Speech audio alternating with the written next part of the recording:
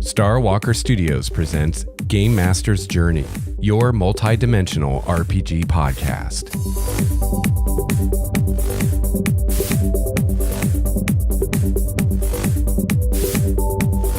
Hello, fellow gamer. Welcome to episode 228 of Game Master's Journey.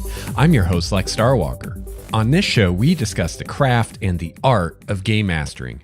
I've been running RPGs for over 26 years now, and I produce this show in the hopes that you can benefit from my experience, my triumphs, and my mistakes. I've got a great episode for you today. I'm going to continue my series of episodes in which we dig deep into the Dungeon Master's Guide for 5th edition D&D. Today, I'll be beginning the discussion of Chapter 5, Adventure Environments, and today we're going to talk about one of my favorite adventure environments, and this is probably true for quite a few of you out there, which is the dungeon. But before we abandon all hope and enter the dungeon, I have a few announcements to make today. First of all, I want to let you know that I've finally completed my project of re-releasing all of the old Game Master's Journey episodes on the website. So you can now listen to all the episodes of this show, all 228 episodes and counting, all the way back to episode 1 over at starwalkerstudios.com. You can find all the episodes there. I've also finally finished re-releasing all of the GM Intrusions episodes, and those are over at starwalkerstudios.com as well. If you're unaware of GM Intrusions was a podcast I did before Game Master's Journey, is very similar to Game Master's Journey. It's a GM focused podcast. The main difference between GM Intrusions and this show is while this show tends to focus a lot on D&D 5th edition, GM Intrusions focused on Numenera and the Cypher system. But even if you don't play any of those games, I think you will find a lot of the topics I discussed on that show very relevant to you as a GM of whatever game you run and play. So if you haven't checked out GM Intrusions, definitely check that out. You can find that at starwalkerstudios.com/GM Intrusions. And that show had, I believe, 77 episodes. And again, those are all available for free again. So check those out. So between GM Intrusions and Game Master's Journey, you've got over 300 episodes of game mastering content to consume. So I hope you enjoy that, and I hope you have fun going through all those old episodes. A lot of great discussions have been had on both the shows.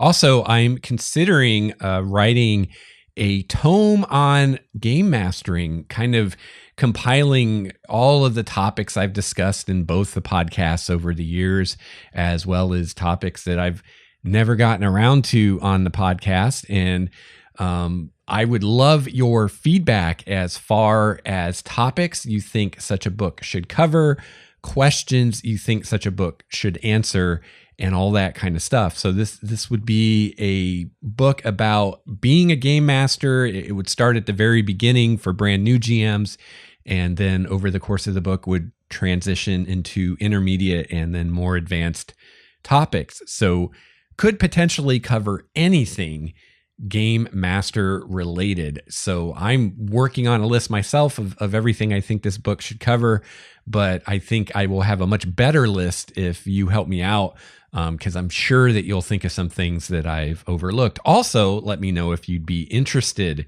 in such a book. This is probably something I would kickstart, and so it'd be nice to get a feel for how many people would be interested in that before I put in the time to design a Kickstarter campaign for it. So let me know what you'd think. You can email me at gamemastersjourney@gmail.com, or you can head to the show notes for this episode over at starwalkerstudios.com. And I have links in the show notes to post on our Google Plus community, as well as a post on our forum. And you can also give me your feedback and your ideas in either of those two places as well. And finally, I do want to remind you again that I've self-published a couple D&D supplements. And for those of you wondering how you can support this podcast and help me to keep doing the show, this is the number one thing you can do, which is to check out my self-published supplements and purchase one or both. And right now I have the adventure, The Trickster's Labyrinth, which is a D&D adventure. And I also have my newest supplement, Relics of Power, which is all about a new type of magic item called relics, which scale in power with the level of the PC wielding them. And this supplement tells you how you can create your own relics from scratch, how you can take existing items and convert them into relics, and then gives you some examples to get you started. And among those examples are the relics from my campaign I'm running right now, Hinterlands of Elandria, which I'm doing actual play of in this podcast you're listening to right now. So each of the player characters in that campaign have a relic, and they're currently 6th level. And so those relics in the book only go up to 6th level, but as we progress through the campaign and as those relics grow in power, I will update Relics of Power with the new versions of the items. And all of you who've purchased Relics of Power will get a new download link, and you'll be able to download the new version. And so you can see in real time how I develop these items through the course of the campaign. I think that relics are an awesome tool. I think a lot of GMs, or at least more experienced GMs out there, use something like this in their game already. But if you don't, definitely check it out and see what you think, because I think it's a really useful tool, because you can give a character an item fairly early in your campaign, have them have and use that item for the entirety of the campaign, and have that item's capabilities grow as needed as the characters go through the campaign and as they grow in power. And they just serve so many purposes in a game. And it's rare that I run a campaign that goes for very long at all without using at least one relic. And usually I use more than one. Right now in my Hinterlands of Elandria campaign, I believe there are 7 relics in play. Each of the player characters have one, and right now one of them has 2. So I use this myself, and I think it really adds a lot to the campaign. All right, so that's it for my announcements today. Pretty short announcements. I hope that you've been enjoying the actual play. I've been working really hard to get those caught up, and as of now, we're caught up. So you should see the frequency of the actual play episodes diminish a bit. I won't be cranking out episodes so quickly anymore now that we're caught up. So for those of you who have fallen behind on the actual play or fallen behind on the podcast in general, don't despair. Things are going to chill out now as far as my release schedule, and we're going to have more discussion episodes now in the coming months, since I'm caught up on the actual play. So for those of you who don't listen to the actual play, I apologize that the last couple months there haven't been as many discussion episodes, but I wanted to get us caught up to where I'm actually at in the campaign, because it's just easier for me to edit episodes when they're still fresh in my mind, as opposed to editing an actual play months after we've played it. So we're caught up now. So hopefully going forward, there won't be more than one actual play episode per week, and there won't be more than 2 episodes total per week. I would love to do this show more often, but it seems like every time I release more than one episode a week, I see the downloads per episode diminish greatly, as it seems the majority of you can't keep up with more than one episode a week. So if you would like to see Game Master's Journey more than once a week, let me know. I'd love to hear that feedback. And maybe there's more of you out there than I realize that would value more than one episode a week. And if that's something that enough people want, that's something I can try to make happen somehow. All right, so that's it for the top of the show. I hope you've enjoyed the sunshine while it lasted, because now we're going to go underground and delve into a dungeon.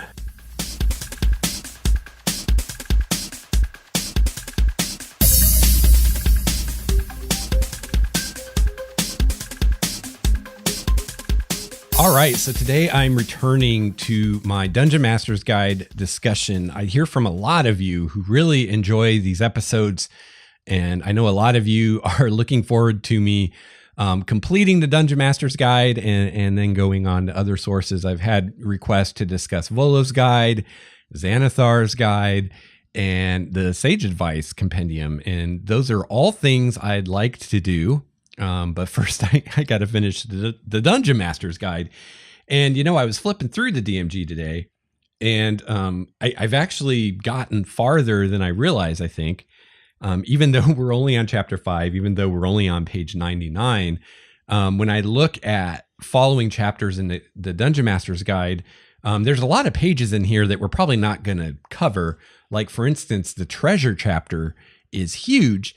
And there's definitely stuff I want to discuss out of there about creating treasures and things like that. But as far as all of the magic items, I mean, I'm not planning to go through every page of magic items and discuss all the magic items. So I think that the last half of the book will probably go a lot faster than the first half did. Speaking of magic items, I mean, we are approaching that chapter. Let's see, the treasure chapter is chapter 7. So we'll be there before too long. So as I just said, my intent right now is to probably not discuss magic items at all. I might discuss some of the general stuff, like, the difference between a common and an uncommon item and stuff like that. I might discuss some of the things like how scrolls work and stuff like that. Might maybe talk about some of the artifacts or things, but right now, my intention is not to discuss specific magic items. It's to talk about the more general stuff. But if there are items that people want to hear about, I will happily talk about it. So we've got probably a few weeks before we get to that part of the DMG. So if you're listening to this and you would like to hear discussion of a particular magic item from the DMG, let me know. Shoot me an email, gamemastersjourney@gmail.com, and let me know any magic item or magic items, multiple items, that you'd like me to talk about. And if I get requests to discuss certain items, then I'll try to do that. But otherwise, at least right now, my intention is to not discuss particular items. So this is your chance to let me know what you would like to hear. And we've got a few weeks to gather that feedback, and so I can plan accordingly. But today we are talking about Chapter 5, Adventure Environments. And we have a short introduction to this chapter, and then we dive right into the first type of adventure environment, which is dungeons, and which is going to be the majority of our discussion today. All right, so many D&D adventures revolve around a dungeon setting. Dungeons in D&D include great halls and tombs, subterranean monster lairs, labyrinths riddled with death traps, natural caverns extending for miles beneath the surface of the world, and ruined castles, and of course other things as well. Not every adventure takes place in a dungeon, though. A wilderness trek across the desert of desolation, or a harrowing journey into the jungles of the Isle of Dread can be an exciting adventure in its own right. In the great outdoors, dragons wheel across the sky in search of prey. Tribes of hobgoblins pour forth from their grim fortresses to wage war against their neighbors. Ogres plunder farmsteads for food, and monstrous spiders drop from the web-shrouded canopies of trees. Within a dungeon, adventurers are constrained by walls and doors around them, but in the wilderness, adventurers can travel in almost any direction they please. Therein lies the key difference between dungeon and wilderness. It's much easier to predict where the adventuring party might go in the dungeon because the options are limited. Less so in the wilderness. So that's a really good point. If you're planning your next adventure or your next campaign, and you're thinking about, what kind of adventures you want to run, what kind of locations you want to use and things like that, there is a big difference between running a dungeon and running something in the open world. And like they said, the biggest aspect of that difference is the fact that in the open world, the player characters can go anywhere. In a dungeon, they're a little more constrained because they're in a given room. There's only so many exits. And presumably when you're running a dungeon, you already have the whole thing mapped out. So no matter where the player characters go in the dungeon, you know what's there, you know what to expect. And it is a little bit easier to plan ahead because you can look at your map, you can look at where the player characters are, and you can look at what their options are, the different ways they could go, and you can kind of predict the different paths they might take and how far they might take or how far they might get along each of those paths in the next session. So in that respect, it can be easier to prepare for a game session that you're running in a dungeon just because it's a little easier to predict where the player characters might go. On the other hand, out in the open world, I mean, they could go anywhere. And the higher level the player characters get, that becomes even more so because they get access to flying and teleporting and planar travel and stuff like that. And then the options really are limited. They might go to a different plane and you didn't expect that, or they might teleport to a totally different part of the world and you don't expect that, or whatever. So the open world adventuring, it's a lot harder to predict where they're going to go a lot of times. And a lot of times you have to improvise quite a bit more and kind of think on your feet. So that is a big difference. However, I will say that even in a dungeon, you can't always predict where the player characters are going to go. And if you want to see a great example of this, you can head on over to my YouTube channel at youtube.com/StarwalkerStudios. And I ran the Hidden Shrine of Tamawakan, which is one of the adventures from the Tales from the Yawning Portal book for D&D. And that is a dungeon crawl. I did the entire adventure. It's up on the YouTube channel. You can see all those actual play videos. And even though it was a dungeon, I almost never in that camp or in that adventure was able to predict before a given session which way the player characters were going to go because they always had more than one option. You can't make a dungeon that's completely linear where every room has two exits. One is the one that you just came from and the other one is one you haven't seen yet. And in that case, there would be no choices to make other than whether to keep going or not. But most dungeons will have multiple paths through them. And the Hidden Shrine of Tamawakan was very much like that. Anytime I was planning for a given session, there were numerous ways that the player characters could go. And what I tended to do was kind of prepare for the first few encounters on each of those routes.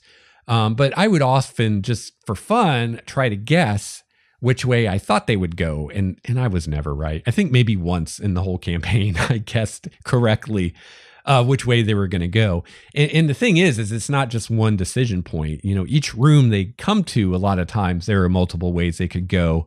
So even if you get the first decision right, guessing where they're going to go, chances aren't so great you're going to get the next one and the one after that. So I guess my point here is that even in a dungeon, don't think that you're going to be able to predict what's going to happen next when you're planning for the next session.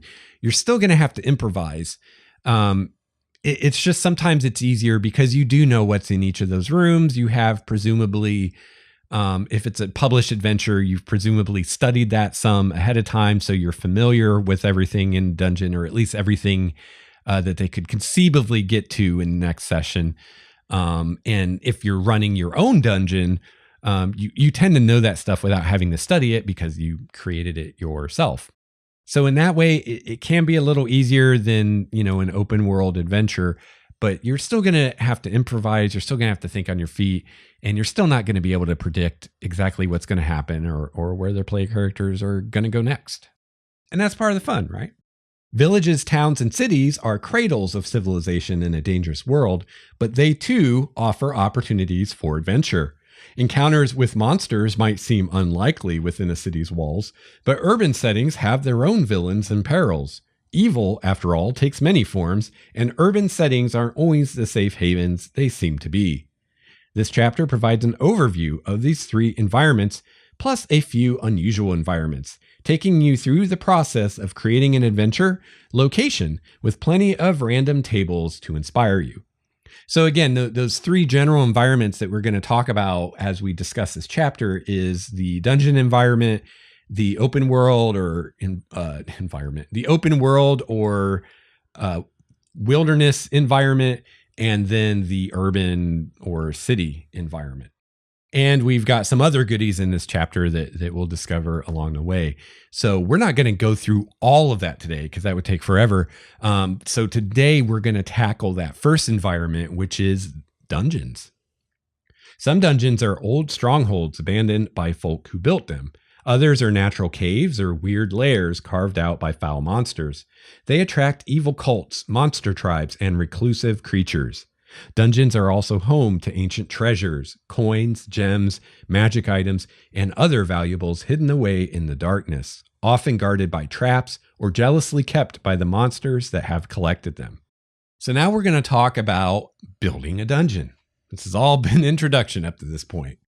When you set out to create a dungeon, think about its distinctive qualities. What makes this dungeon unique? What makes it interesting? For example, a dungeon that serves as a hobgoblin stronghold has a different quality from an ancient temple inhabited by the Yuan Ti.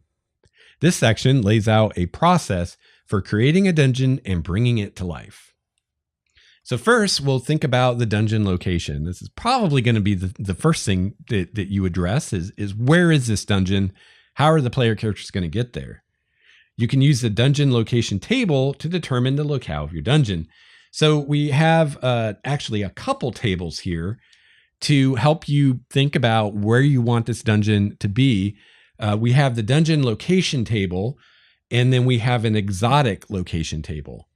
So I don't know if I'll read all of these. I could probably rattle them off pretty quick, but here are the locations on the dungeon location table.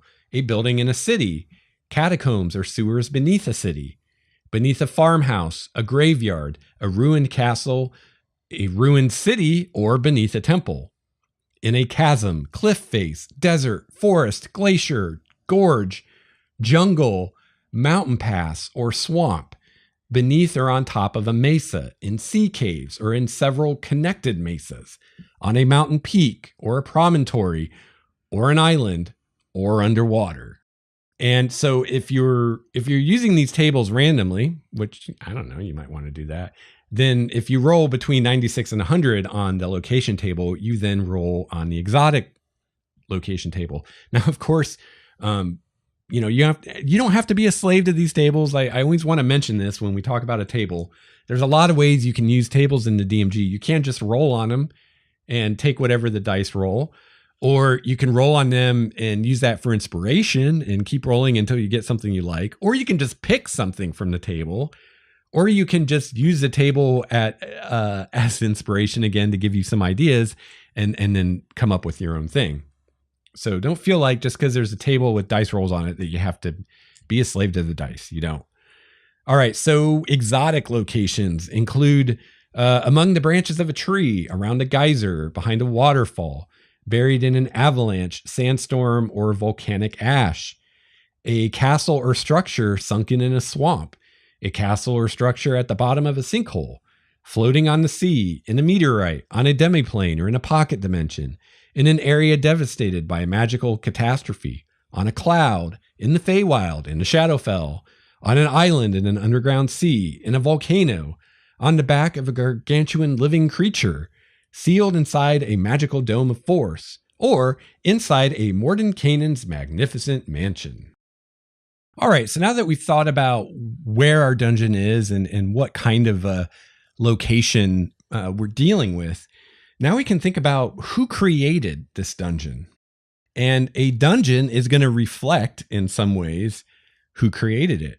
So a lost temple of the Yuan Ti, choked by overgrown jungle plants, might feature ramps instead of stairs.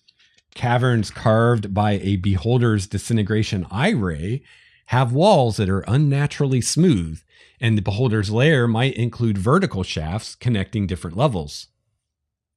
Amphibious monsters such as the Kuatoa and Abolus use water to protect the innermost reaches of their lairs from air-breathing intruders. Details bring a dungeon setting's personality to life.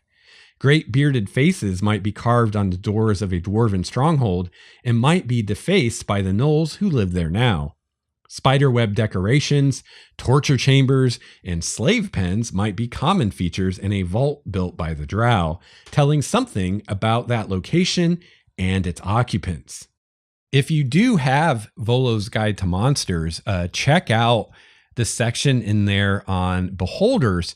They talk quite a bit about what a beholder's lair might be like and how it uses its various abilities to not only create the lair, but also to use the lair and to defend itself within its lair. And there's an example beholder lair given. And not only is it a great resource for if you're going to actually use a beholder in its lair, but it's a great resource to give you ideas for any monster or creature or character who has flying or levitating or even like kind of spider climb abilities, because the beholder layer uses the third dimension a lot and uses it to confound invaders who can't fly, for instance, with the beholder. So the beholder sets up its lair in such a way that for characters or whoever that invades that don't have the ability to fly, they're going to be at a significant disadvantage. There may be parts of the layer they can't get to and things like that. So there's a lot of great ideas in there, and I highly recommend you check that out if you have access to it. I really like their example that they give here of the dwarven made dungeon with the carvings that the dwarves carved when they created the dungeon. And then the fact that at some point since then, since the dwarves left or were killed or whatever happened to them, that gnolls were in the dungeon and have defaced aspects that the dwarves left behind. And that's a really cool touch to add to a dungeon is to not just think about who created it, but also think about its history up to this point and who maybe this dungeon has changed hands numerous times and what mark did each of those inhabitants leave on the dungeon. And, I think this is a great opportunity to reiterate a point I make a lot on the show, which is you don't want to bog your game down with too much description, and you don't want to bore your players with a bunch of stuff that doesn't matter, isn't relevant. So for instance, you might spend all this time coming up with this involved history of your dungeon and all these different creatures that have lived there and thought about the impacts that they may have made to the dungeon. But you don't really want to share all that with the players. First of all, how would their characters know that? And if their characters wouldn't know it, then you shouldn't share it. And second of all, unless those details are somehow relevant to what the player characters are doing and what's going on right now, they're probably not going to care. It's going to seem like a waste of time and boring, and they kind of check out during your monologue. But what you can do is when you're thinking about the impacts is, don't give your players a history lesson of your dungeon, but describe things that they might see that they could investigate or they could use to make deductions. So with the example of the dwarven made dungeon, describe the fact that, they see these really cool, dwarven carvings of illustrious dwarven kings and queens of old or whatever. But describe how they've been defaced. Maybe all the faces have been chopped off or carved over, or they've been graffitied or whatever. And you can just describe that in passing. Don't spend a bunch of time on it. Just, give one or two or three interesting details about that particular scene and go on. But those are details that the player characters can examine if they choose to. So you might just describe, there's this statue of what appears to be a dwarven king, but its face has been defaced. And that's the end of it. And maybe that is the end of it. But maybe one of the player characters is curious about that. And so they go maybe make an investigation check to try to figure out who or what might have defaced this. And so they might learn something just interesting about the history of the dungeon. Like, at one point there were gnolls here and they carved some graffiti on the statue and we recognize the Gnoll language or some of their symbology or whatever, or which would just be like an interesting fact, right? Or it could be something relevant. Maybe the Gnolls are still here, and maybe this is a clue that, hey, we're going to face Gnolls later. We might want to be prepared for that. So what I'm saying is, I'm not saying don't come up with a cool history for your dungeon. I think you should, and if you have the time and put as much time as you can afford to put into it to flesh it out. But there's a right and a wrong way to reveal that information to the players and the player characters. And the right way to do it is to only reveal it as it becomes relevant, only reveal what the characters would actually know or perceive, and let them draw their own conclusions. And, if they choose to investigate that, then they may discover more of the cool history of your dungeon that you came up with. But if they don't, they don't. Let them make that choice. So, again, I've talked before on the show about world builder's disease. So this can be another area where world builder's disease can rear its head. If you spend a bunch of time on this cool history of your dungeon, you're going to be probably a little disappointed if the players don't show any interest in that and don't investigate that. But, at the end of the day, that's their choice. And you shouldn't force your dungeon history on them or whatever you've come up with. So, for me, I find it's a balancing act. I don't want to spend too much time developing things that I don't think the players are going to be interested in or investigate, because I don't want to fall prey to world builder's disease and think, oh, well, I came up with all this cool stuff. I'm going to tell you guys about it, whether you want to hear it or not. But on the other hand, I do want to come up with enough so that if the players do investigate, I have something to show them. And so that there's internal consistency and the things that they're seeing do have an internal logic and do fit together and do make sense, even if they never investigate it. Because chances are good, at least at some point on some level, they will investigate. And so it's always nice to have a nice firm foundation. So when they start poking their fingers at your dungeon, it doesn't just all fall apart. So we have some tables here to help you get some ideas of who might have created this dungeon that you're building. So we have a dungeon creator table, and here are the options on there. We've got a beholder, a cult or religious group, which they have a table for that. Dwarves, elves, giants, hobgoblins, humans, Kuatoa, Lich, Mind Flayers, Yuan Ti, or No Creator, Natural Caverns. And something interesting here is for the humans, they have a subtable of NPC alignment and NPC class to determine more specifics about humans. But I'll just point out, you could use that table for dwarves and elves, I would think, and maybe even giants, hobgoblins, etc. If you run in a more, I'd like to say, realistic setting, like what I do, where everything's not black and white and evil and good aren't really a thing, then, those tables will be useful for a lot more than just humans. I mean, you might say, well, beholders aren't necessarily evil. I'm going to think about what alignment this beholder is. Maybe it's not evil.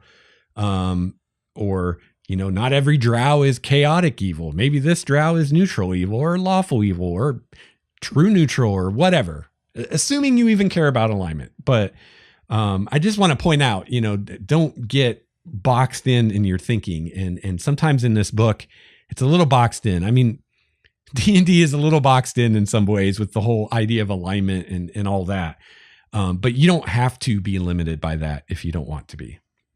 So then we have our cults and religious groups table. So we've got cults that worship demons or devils or the various elements, good, neutral, or evil deities. Pretty straightforward. I mean, I don't know how useful these tables are. Like, they have an NPC alignment table. It just lists all the alignments. Like, do we really need a table for that? I think we could figure that out.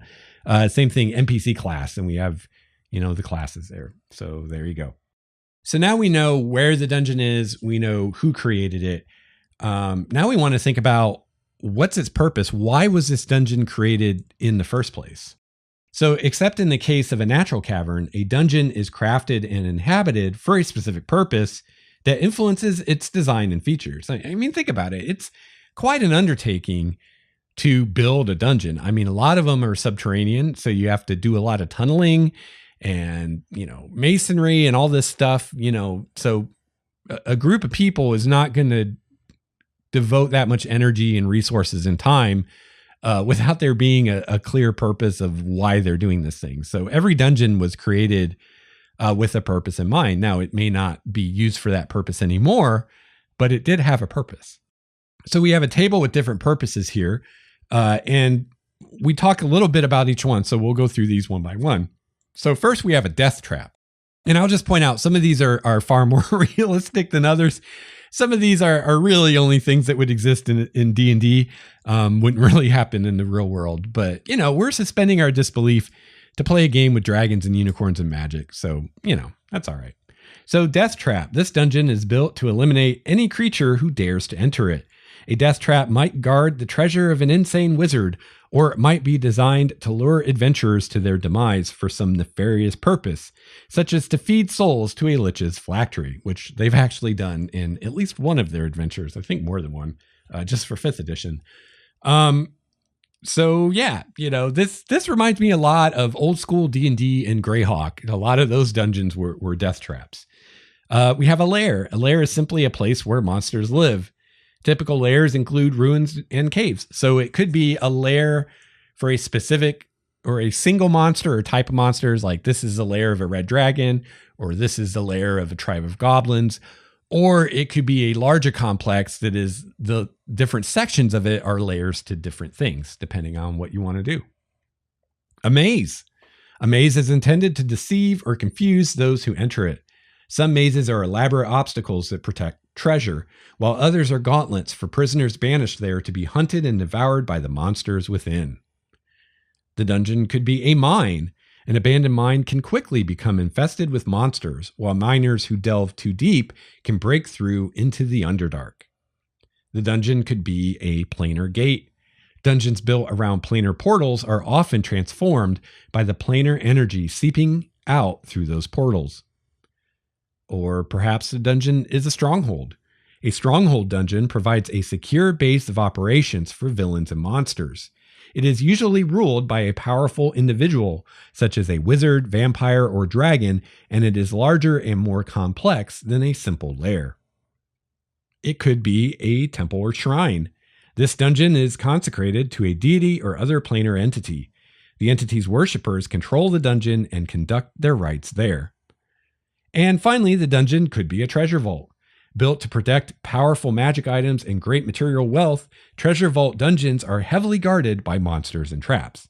And of course, you could mix and match these as well. So if you're building a larger dungeon, it could serve multiple of these purposes, or different sections of it could serve different section or different purposes.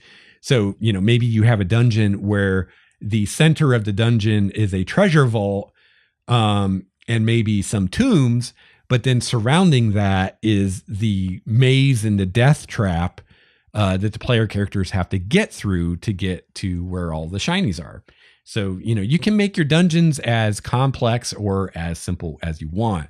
And, definitely vary it up. If you're going to do more than one dungeon in a given campaign, I would definitely change it up and not make them all the same.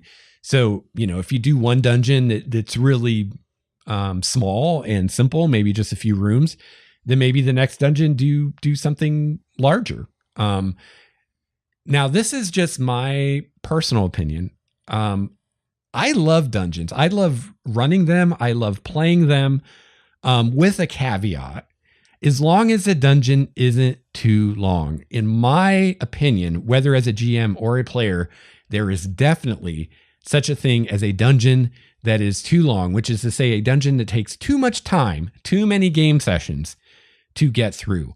Perfect example of this is the Return to the Temple of Elemental Evil, which was an adventure that came out in 3rd edition that I bought. I thought it looked really cool. I started trying to run it, and I and all of the players got super sick of that dungeon long before we finished it. We didn't even get halfway through it, and we were all sick to death of it. And that's a real thing, because dungeons are more constrained. And so, it gets old after a while, and you like some variety in your gaming, right?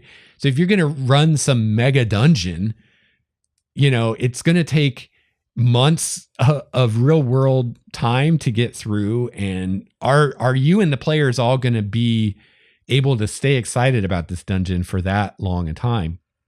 And I know a lot of the larger dungeons that, folks like Wizards of the Coast put out for D&D, they try to mitigate that by changing things up. Like for instance, the Temple of Elemental Evil, that, it wasn't just one huge dungeon. It was a few different ones that were kind of connected together. And, this dungeon has a fire theme and this dungeon has a water theme and blah, blah, blah, blah, blah. But at the end of the day, they're still dungeons. And if you're doing them in a row back to back, or even if you're not, the fact that they have different types of monsters or different themes isn't going to be enough to avoid that I'm really sick of being in this dungeon thing. At least that was my experience with Temple of Elemental Evil, and other dungeons I've run or played that were like that. It's like just changing the stage dressing of the dungeon isn't really enough to make it feel like we're doing something totally different. Going and doing something in a city or going and doing something out in the wilderness, that will feel like you're doing something totally different. But doing a different dungeon, but the walls are different colors now and the monsters are slightly different, is not going to accomplish that. So be aware of that, and definitely avoid the mega dungeons, or at least approach them with caution, because I think it's a rare group where they can do the whole dungeon and finish it, and everybody at the table is happy about that through the whole thing. I think even if a lot of the players are, you're going to have at least one or two players in any group that are like, oh my God, I am so sick of this stupid dungeon. Can we please do anything else? This is made worse by a dungeon where, like the Hidden Shrine of Tamawakan is a perfect example, where the characters are basically trapped in the dungeon and they can't leave. This can be a little bit better if it's the kind of dungeon where the player characters can go in, clear a few rooms, and then leave, go back into town, maybe go do something else for a while and come back. That kind of mega dungeon, I think, will have longer legs than something like Hidden Shrine, where it's like, once you're in the dungeon, you're stuck in the dungeon until you complete it. And it's like, well, I hope you guys didn't want to do anything else for the next 6 months, because this is what we're doing now. And yeah, so me personally, I'm not a fan of that. And I would caution you, because I know I've fallen prey to this too. You see these mega dungeons and you think, oh, this will be so cool, blah, blah, blah, blah, blah. And then you actually start running the thing and it just becomes a slog. So, be wary of those huge dungeons. I think the smaller to medium-sized dungeons work a lot better. And then in the course of your campaign, you can do numerous dungeons instead of just doing one or two huge ones. The other big problem I have with these mega dungeons is it really stretches credibility beyond the breaking point when it comes to like character advancement. Because you might run this dungeon where the player characters are 3rd level when they go into it, and they're like 10th level when they come out. And it doesn't really matter how long they're in that dungeon, unless they're in there for years. I don't know that really makes sense. It kind of ruins the suspension of disbelief. It's like, wow, when I went into this dungeon, I was nobody, and now I'm like a renowned hero after just one adventure. So that can be an issue too. So while I'm kind of on these tangents, just talking about kind of dungeons in general, before we dig back into what the DMG has to say, one thing that is nice about dungeons, other than the fact that it's more constrained and easier to predict and in some ways easier to prepare for, another thing that's nice about them is if you're wanting a more combat heavy experience where you're actually pushing the limits of, how many encounters can the characters handle in a day, and how many days of this can they handle in a row, and stuff like that. Like, dungeons where it's at. If you're wanting to throw a bunch of encounters at your player characters one after another without them having a lot of chances to rest or resupply or whatnot in between, dungeon is often the easiest and the best and the most effective way to do that. That can be really hard to pull off in an open world or wilderness or urban adventure or setting, where the player characters can really at any time stop and rest or do whatever they want to do. It can be really hard to push them to their limits of endurance as far as, hey, you're going to have to endure 7 encounters today before you get a long rest or something like that. It can be difficult to impossible to do that in any situation other than something that we could call a dungeon. And again, it's said in the DMG, I think earlier, but I haven't said it in this episode. When we're talking about a dungeon, that's a very general term in this context. Really, any indoor location would be considered a dungeon, even an outdoor location where your limits are constrained. Like, for instance, maybe you're in some kind of a hedge maze where it's magically enhanced, where you can't fly out of it or you can't cut through the hedge walls and stuff like that. Like, that would be a dungeon, right? So really, when we're talking about a dungeon, we're talking about kind of the more mechanical aspects of, you're in this area, you only have a finite number of options of where you can go, and it's a step-by-step kind of thing. So it doesn't have to be a literal dungeon. It doesn't have to be underground. It doesn't have to be human-made. There's a lot of different environments that we would consider a dungeon. And really the main factor is that your options are limited as far as where you can go. All right, so getting back to the DMG, now that we've nailed down what the purpose of our dungeon was when it was created, now we can, again, start thinking a little bit more about its history. So in most cases, the original architects of a dungeon are long gone, and the question of what happened to them can help shape the dungeon's current state. The dungeon history table notes key events that can transform a site from its original purpose into a dungeon for adventurers to explore. Particularly old dungeons can have a history that consists of multiple events, each of which transform the site in some way.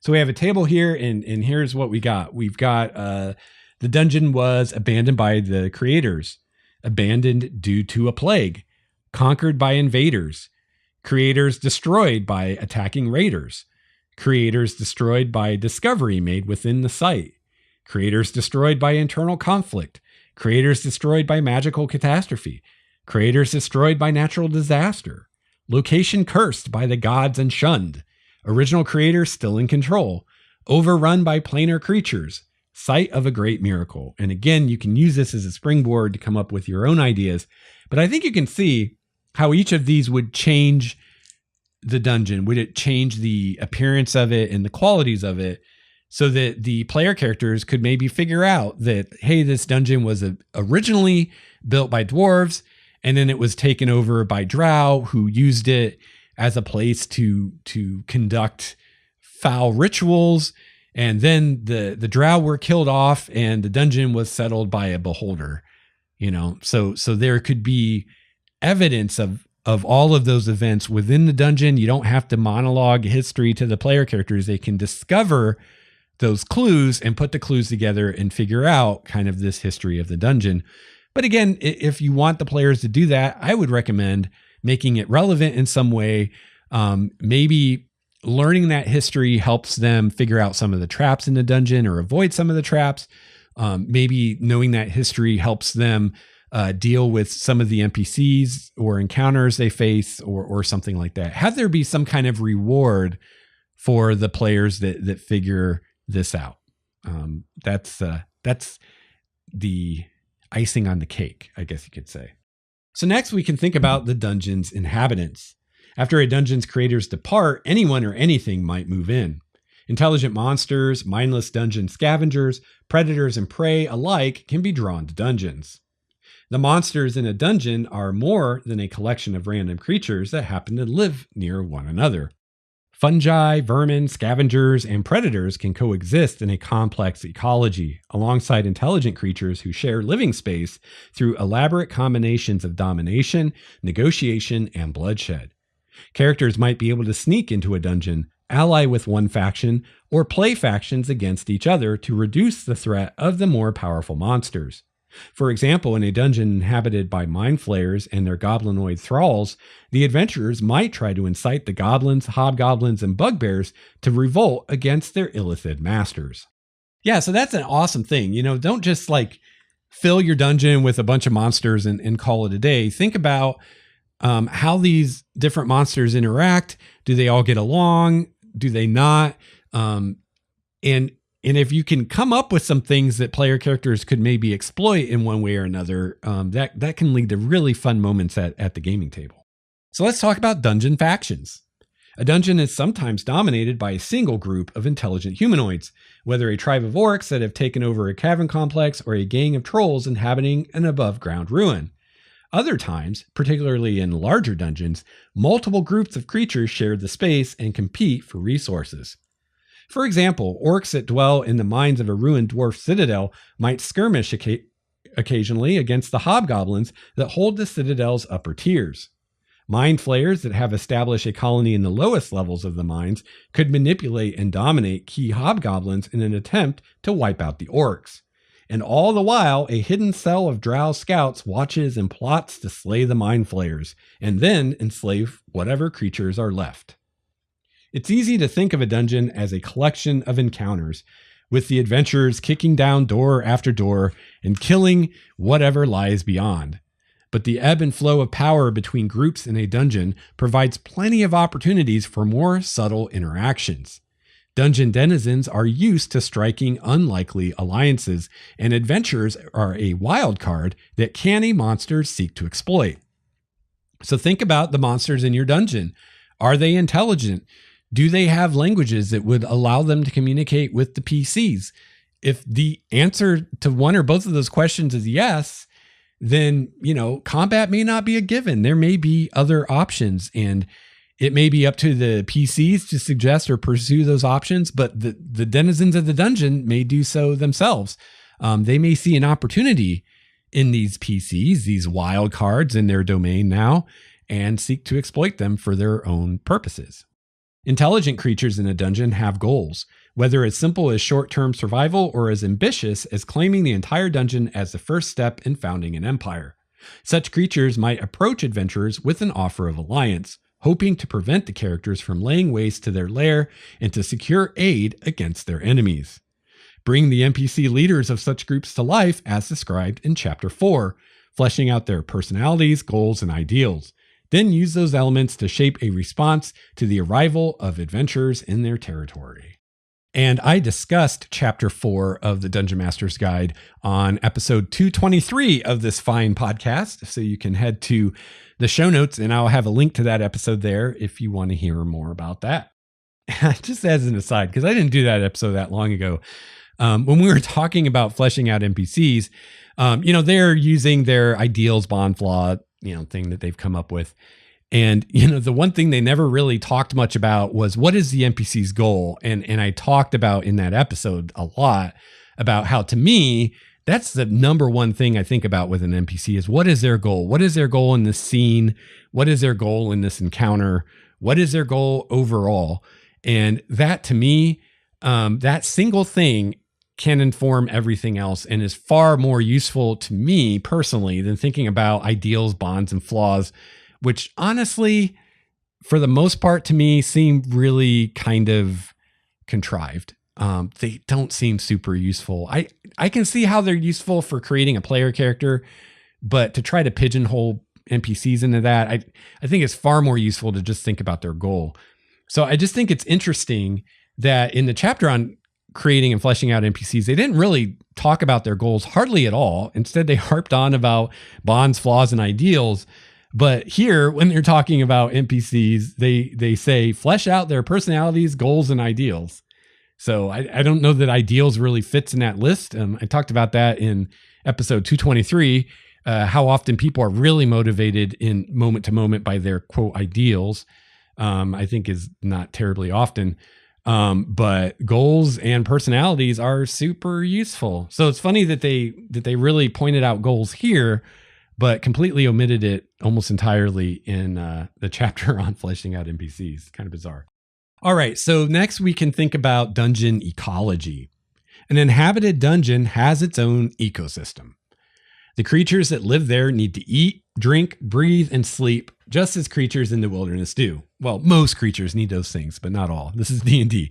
We definitely have things that don't need to eat, drink, breathe, or sleep, but they usually have to do at least one of those things. And a lot of them have to do them all.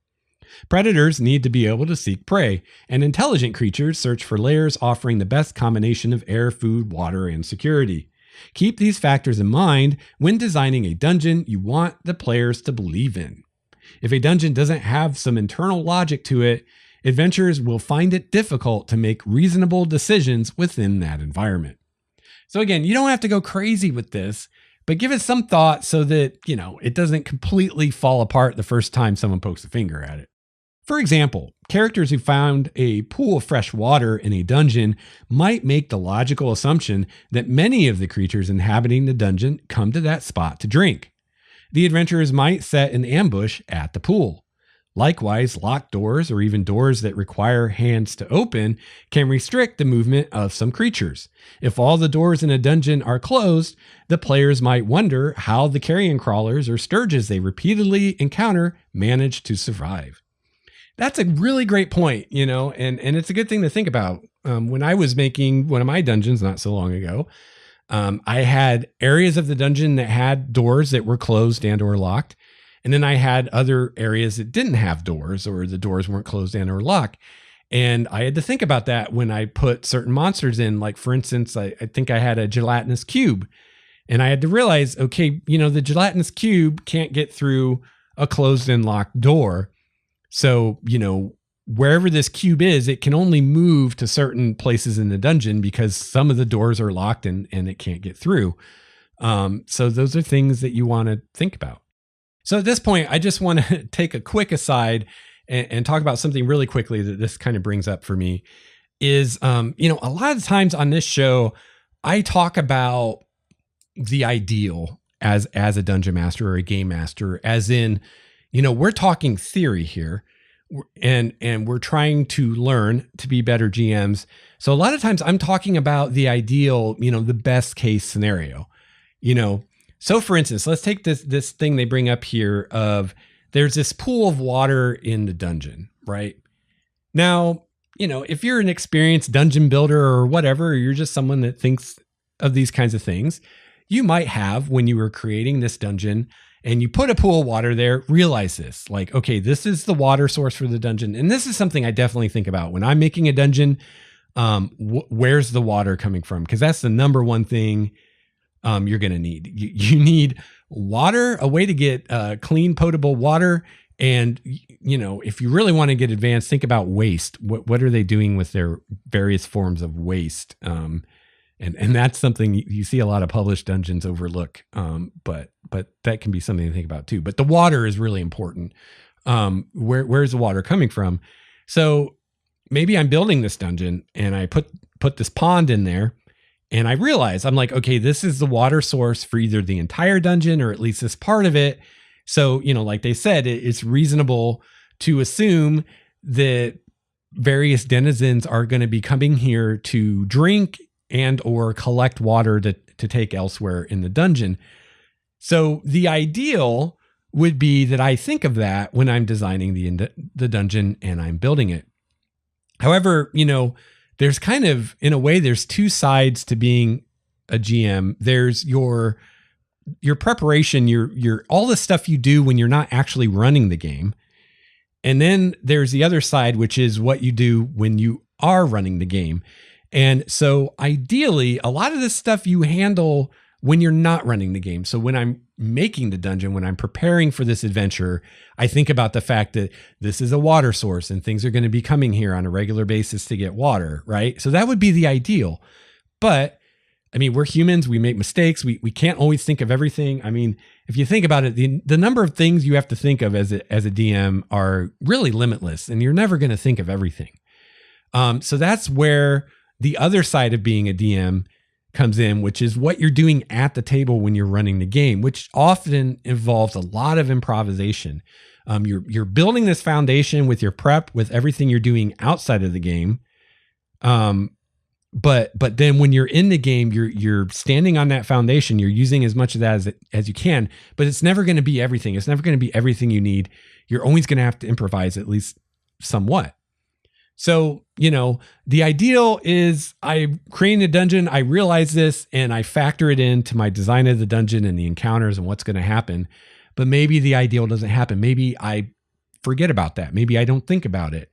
And maybe I'm running the session, the player characters come on this pool of water, and a player says, hey, this is, the first source of water we've seen in this dungeon.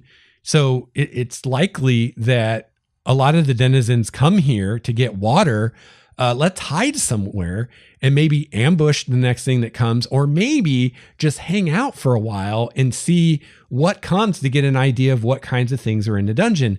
And at that moment, the players are talking about this, and I, as a DM, am thinking, oh shit, I didn't think about that. They would come here, wouldn't they? I didn't plan for that. So on the fly, I can adjust, right?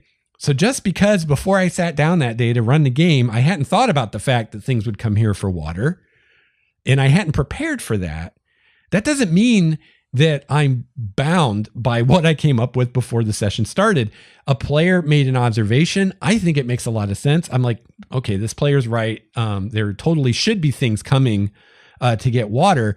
And if they're going to camp out here and hide for like a day, if I don't have something show up for water, it's not going to make sense. It's not going to be believable. And now they're going to think there's some bizarre thing going on. That's why nothing's coming for water, which is a whole nother can of worms. So I just adapt, and I decide to reward that ingenuity by having that assumption be true, and having there be some result of that. So let's say the player characters decide, hey, we're gonna hide out here and surveil this pond and see what happens. Then I go to I look at my rooms nearby. I look at who and what is in those rooms. And I think about, okay, which of these guys might come for water during the time the player characters are watching it. And I have that happen. Even if it's not what I originally planned, I'm adapting on the fly to what's happening. And that is just an example of how you can do this. And you can do this all the time, and me personally, I consider the ideal, that we're striving for is we think of this ahead of time, we prepare this ahead of time, and we're ready. And in that way, it's developed and makes as much sense as it can be. And we're not kind of scrambling around behind our GM screen on the fly during play, trying to figure things out. But that's the ideal. That doesn't always happen. So the other side is when you're running the game, being able to adapt on the fly and implement things on the fly that come up. Your players will think of things that you didn't think of. And I don't think it's cheating to adjust to that and to implement that, because it's going to make the story better for everyone. And I think that's the metric. Okay. If you're deciding, let's take this example. You didn't think at all about the water thing. You didn't have any plans for people to come to this pool to get water, but the players are talking about it. And you're like, that makes a lot of sense. And they're going to act on this assumption that things are going to come. They're going to wait for things to come. And if I don't adapt to this, if I don't implement this, if I don't use this and have something come to get water or a bunch of some things, it's going to be super lame. And it's not going to be as cool as if this assumption that makes perfect logical sense, I just didn't think of it, actually turns out to be true. And the players are rewarded because they wait a few hours and something from the dungeon comes. And maybe instead of facing it in its lair where it had all these defenses, now they fight it by the pool of water, and it's maybe an easier combat than it would have been otherwise. Or maybe they don't fight anything, but maybe they use this as a chance to figure out what's all in the dungeon. So maybe they see 6 different monsters come. And so now they know, oh, there's a manicore in here somewhere because we saw it come and get a drink. So we can be prepared to face a manicore now or whatever. So, if you're in that moment and you're like, oh, should I bring in this thing the players brought up that I think makes sense, even though I didn't plan for it or not? My metric that I use is what would be cooler? What would make the session more fun? What would make more sense? What would make this dungeon more believable to the players? And I go with that. So this is a less relevant example, but I want to bring it up since we're talking about this. Another form of this is in combats, like adjusting your monsters in combat on the fly. So, I mean, there's a lot of different ways you can adjust combats on the fly. And I've talked about that subject specifically on the show before. Let's just take a single example, hit points, right? So I plan this encounter with, I don't know, some mana cores or whatever.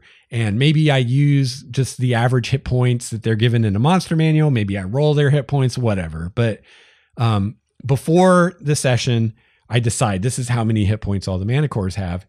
And I start running the combat, and maybe things aren't going the way I want. Maybe the mana cores are dying way too quickly, or maybe they're not dying quickly enough and it's going to be a TPK or something like that. Well, one way to adjust is to fiddle with the monster's hit points. So again, I would say the ideal that we should strive for is design the encounter right to begin with. So when I'm doing my prep, give the mana cores the right number of hit points and have the right number of mana cores that they're the challenge I want them to be. And, you know, I just run the encounter that I design. That's the ideal. That's what we should strive for.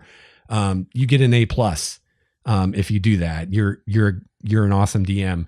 But again, things don't always work out the way we plan, or, you know, there's always factors that come into play that we didn't think about or whatever. So the next best thing is to adjust on the fly.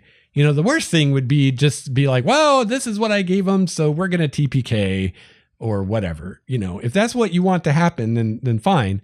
But if that's not what you want to happen, then that would not be a good result for you, right? So the next best thing to building the encounter right to begin with is to adjust it on the fly. Easy way to do that is with hit points. You know, if the mana cores are going down too easily, you can give them maximum hit points on the fly instead of the average.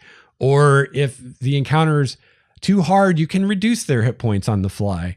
Like any technique, this can be overdone. And this is a danger. You're kind of playing with fire when you do this kind of stuff. And, you know, different DMs have different opinions. And different degrees of opinion on this. You know, I know there are GMs that just do this all the time. They'll just constantly be adjusting hit points on the fly during encounters all the time. I mean, if that works for you and your players, you know, I guess, you know, more power to you. But personally, I think that's super lame. Honestly, if I was playing in a campaign and I found out or suspected that my DM was doing that every encounter practically the hit points of the things I was fighting were being adjusted on the fly to make the encounter what the DM wanted it to be, honestly, I would not want to play in that game anymore. I'd be like, there's no player agency. You know, having the encounter be what it is part of player agency. If I, the DM, am just going to adjust my encounters on the fly so that they turn out the way I want them to, where is the player agency? You know, I mean, think about it. If I'm a player in your game and that's what you're doing, I mean, it doesn't really matter how much damage I do. It doesn't matter what I roll on my attack, whether I hit or miss. It doesn't matter if I roll minimum damage or maximum damage. If you decided this encounter should take 5 turns or 5 rounds, you're going to adjust the hit points of the mana core so it takes 5 rounds. So it doesn't really matter if I hit or not. It doesn't really matter how much damage I do. It doesn't matter if I crit or not. Actually, nothing I do in that combat matters, because at the end of the day, it's going to turn out the way the DM wants it to. The DM is orchestrating. The DM is cheating behind the screen, adjusting hit points. And so what I do as a player doesn't matter. And I do not want to play in a game like that. So, you know, if you're a DM running for players that feel like me, and I think most players do, and you're doing that, man, you better be damn good at obfuscating what you're doing, because the moment the player, and they don't have to have proof, the moment they suspect that's what you're doing, you're on the downward spiral, and it's really hard to get out of that.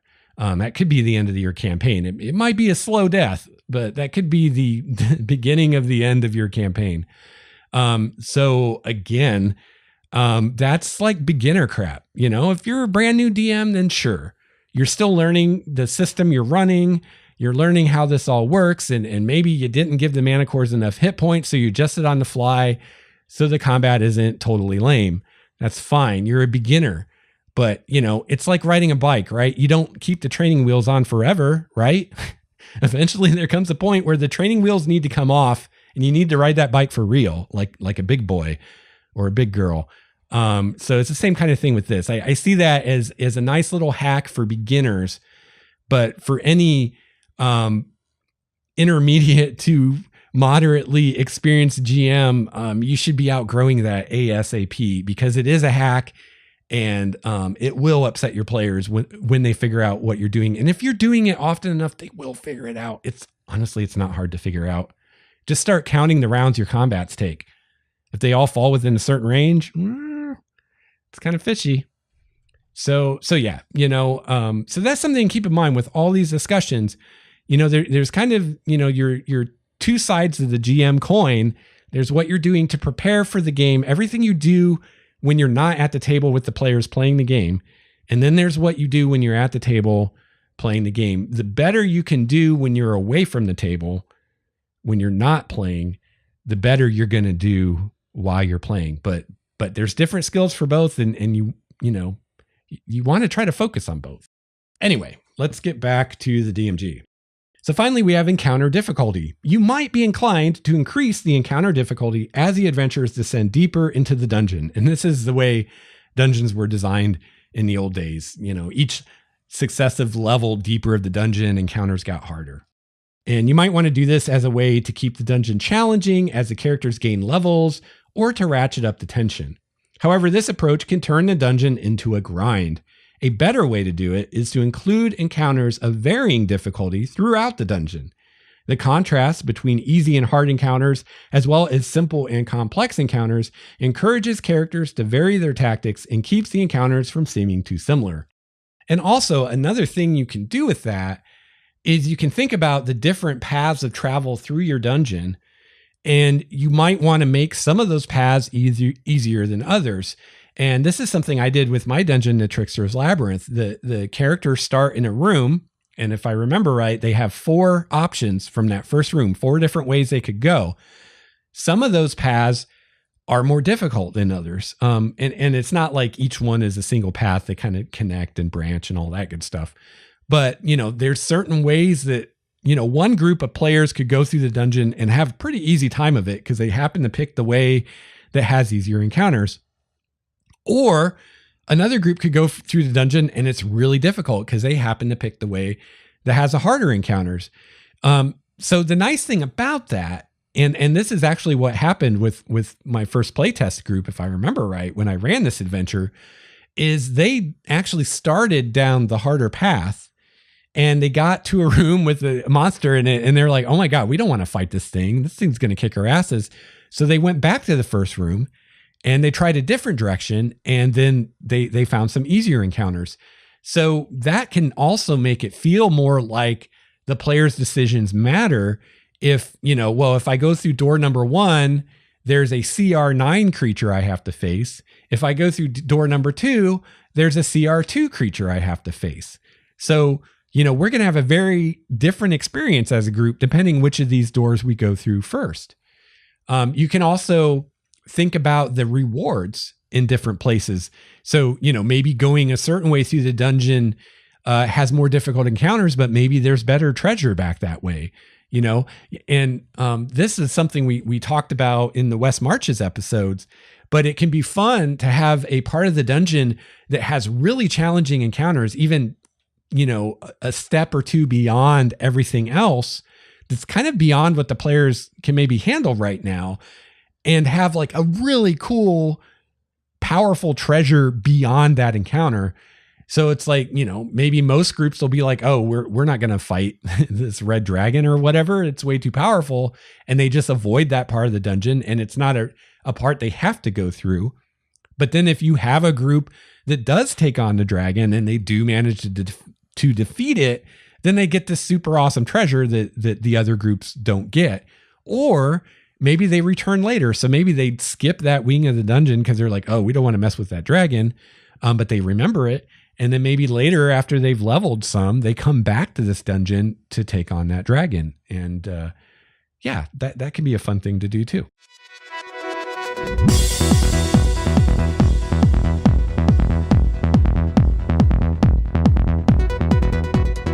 All right, so now we've thought about kind of the background and the setup for our dungeon. So now we get to the actual nitty-gritty of creating it as far as making a map of your dungeon.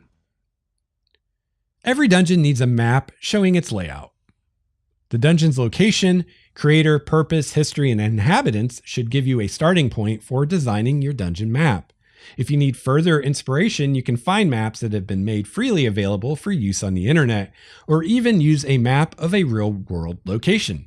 I've done both. Alternatively, you can borrow a map from a published adventure or randomly generate a dungeon complex using the tables presented in Appendix A. I've done both of those too. So really quickly, I do want to tell you, if you head to the back of the DMG, Appendix A is a random dungeon creator. And as an exercise, I started I was like, I'm going to create a random dungeon. I'm going to totally do it randomly. And you will end up with a very bizarre, nonsensical looking dungeon. So you probably don't want to do that. At some point, you're going to want to kind of take charge of this process and not do the whole thing randomly. But this can be a lot of fun. If you haven't played around with Appendix A in the DMG, definitely do so. You can literally generate everything from the layout of the dungeon, the size of the rooms, what kind of doors it has, what's inside the rooms, what kind of monster, all the things about the dungeon, even like the descriptive elements. You can generate that all randomly, rolling dice using these tables. And if nothing else, it's a fun thing to do on a Sunday afternoon. What happened to me was I started out, I was just going to do one randomly, and I got to a certain point and I'm like, I'm actually digging this dungeon. So I started doing a combination of random and doing things on purpose to make it a little more symmetrical and make it so the layout made more sense.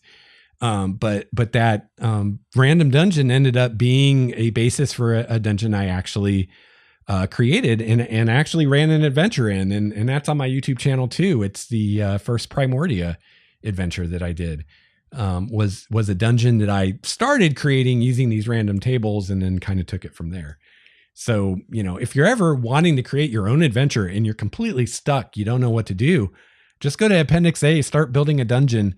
And you can also use these tables we've been discussing here in Chapter 5 to flesh out kind of the history and things of the dungeon and see where it takes you.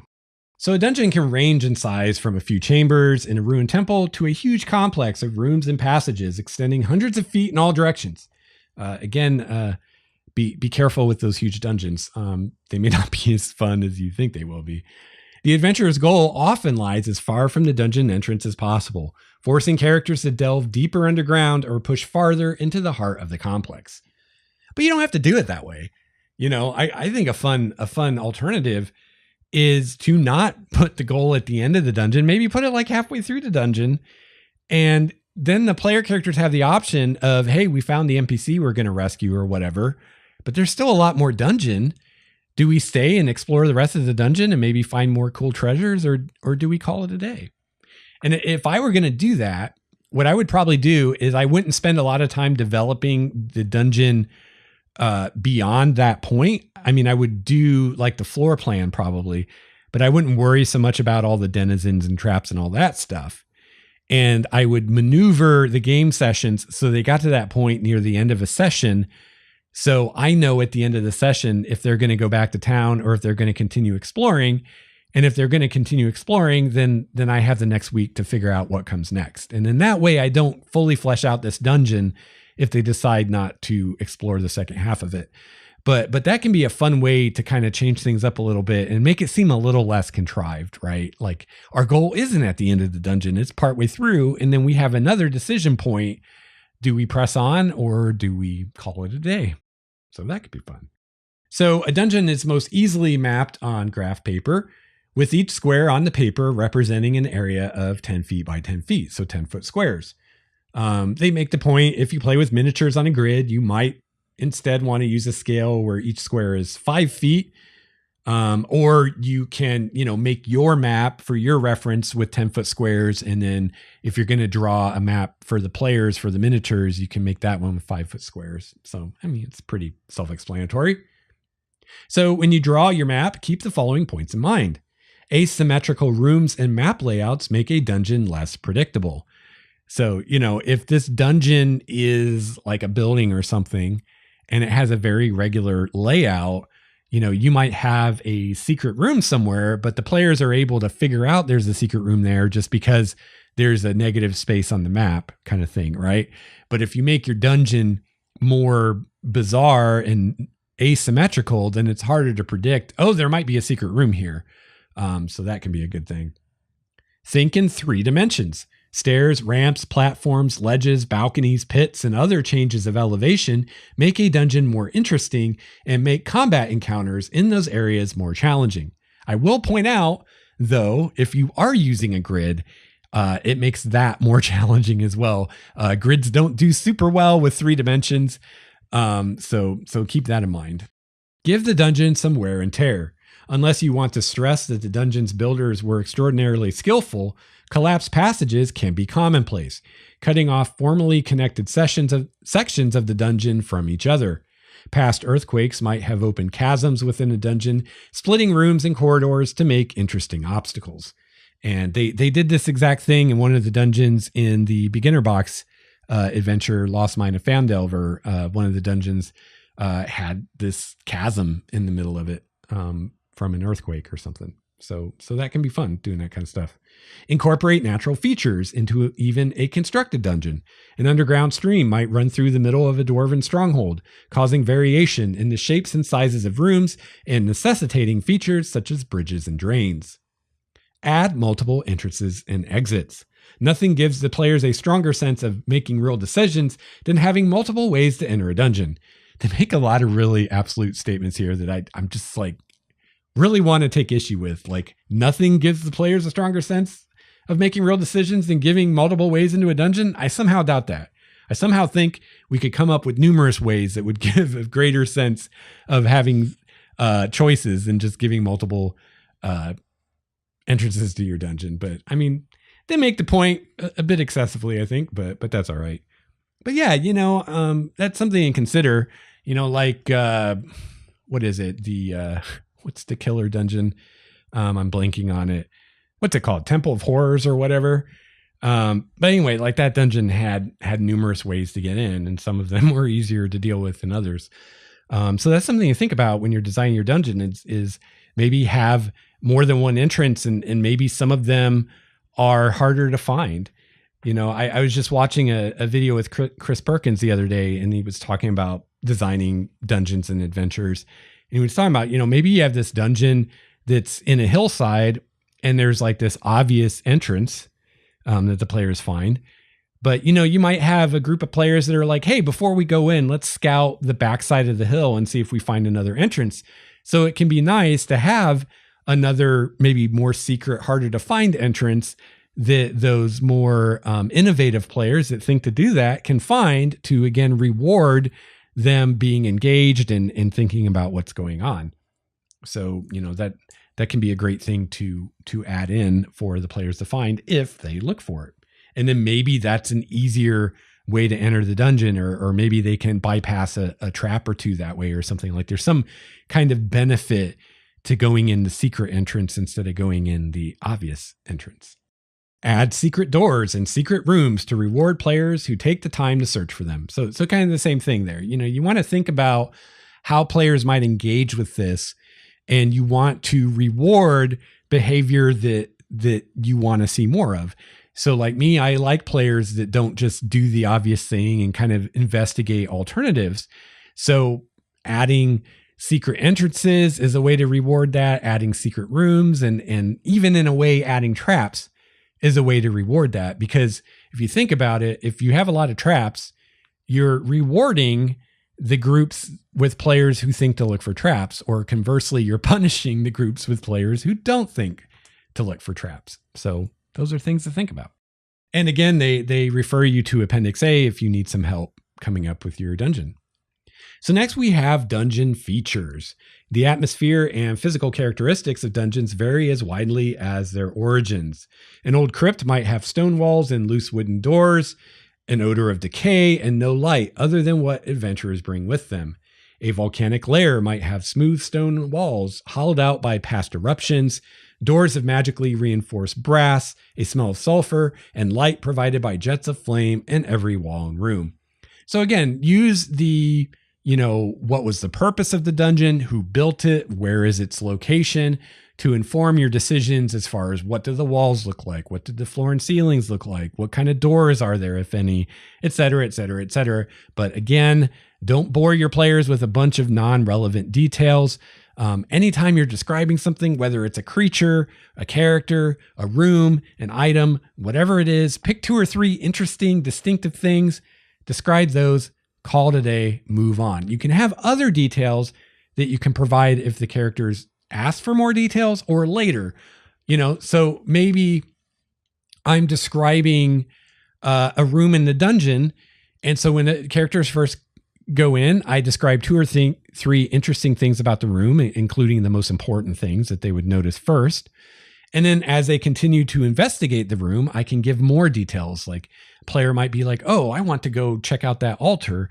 And then I tell them what's on the altar, that kind of thing. And that way you avoid these long, involved, droning on descriptions that bore everybody to tears.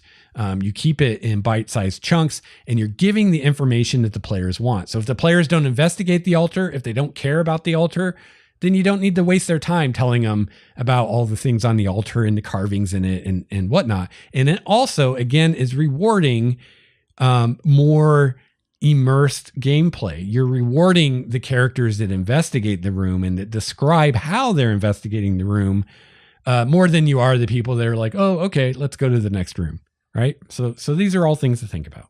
So then we have a little discussion on the various features in the dungeon, starting with walls. I'm going to kind of paraphrase some of this. You can read it on your own, starting on page 102 here. But you might have walls of masonry, walls of solid rock hewn with tools that give them a rough chiseled work, walls worn smooth by passage of water or lava. If it's an above ground structure, it might have wood or composite walls. The walls might be adorned with things like murals, frescoes, bas relief, lighting fixtures such as sconces or torch brackets. They might have secret doors. So, all things to think about the walls of the dungeon. And again, you don't have to describe every wall in every room of your dungeon. Just, give what's needed. Doors. So you could have doorways set in plain arches and lintels. They might be festooned with carvings of gargoyles or leering faces or engraved with sigils that reveal clues as to what lies beyond, or their traps, magical traps. They mentioned that there might be stuck doors, doors that aren't used a lot could become stuck. They, tell you to make a strength check, to open the door. There could be locked doors. So a locked door you can open with these tools with a dex check, or you can force it open with a strength check, or you can use a spell like knock or something like that.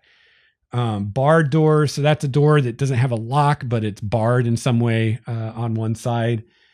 And then you've got secret doors. All right. They talk about detecting a secret door. So a secret door is crafted to blend into the wall that surrounds it. Sometimes there might be faint cracks in the wall or maybe scuff marks on the floor that give a clue that there's a secret door there. So when a character notices one, that can be how they notice it. So to see if a character just notices a secret door automatically, you check their passive perception score.